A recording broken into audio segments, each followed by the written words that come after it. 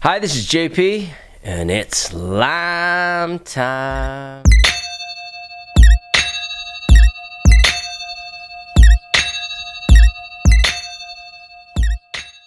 Look, Lyme is a terror, an absolute terror. I had to scratch, claw my way back to become symptom-free from 40+ symptoms of Lyme. Today, I'm like a dog running around with his tail wagging with my newfound freedom, but it wasn't always like that. For 10 years, I had symptoms of chronic neurological Lyme, as it began with bilateral plantar fasciitis. The Lyme was like hot pokers in the bottoms of my feet. The Bartonella filling up the muscles in my calves as if I knocked on them, you know, it sounded like knocking on your elbows. That's how dense my muscles became. It went to my knees, my quads, my hips, and I walked around like Herman the Munster, wearing orthotic shoes and never knowing if I was going to wake up the next day. The lymph nodes in my hips, my back, for some reason, my side hurt all the time. My back went out of place multiple times a day. My neck went out of place. I would go to chiropractic and physical therapy appointments 4 or 5 times a week, whatever I could afford.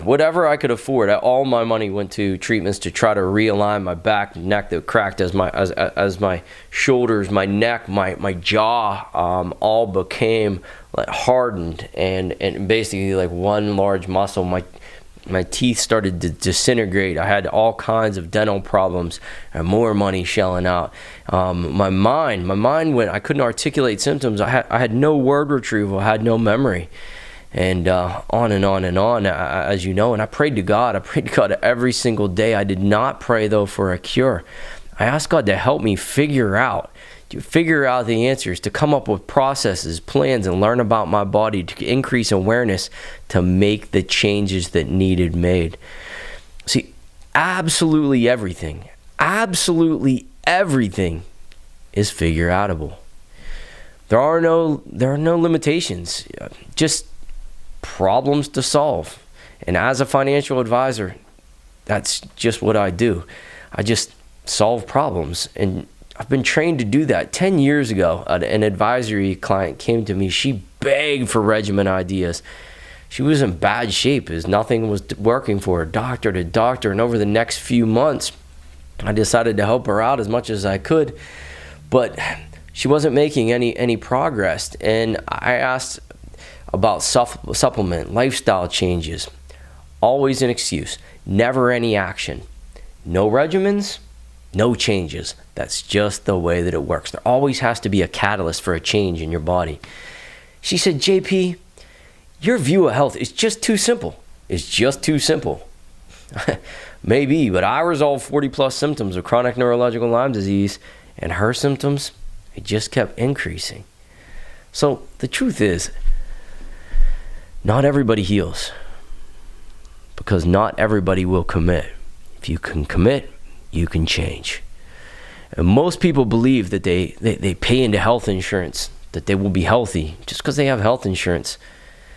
And this is a similar idea that I think of as a financial advisor. I can relate to the idea of wealth creation. So many people believe that they will be wealthy, or they earned a comfortable retirement just because they have a financial advisor and participate in a 401k with a match from their company. The truth is, you heal yourself, and both health and wealth are earned through daily actions. A relentless commitment to becoming one day better is required to achieve health and wealth. Both health and wealth momentum, they're built by making positive daily decisions.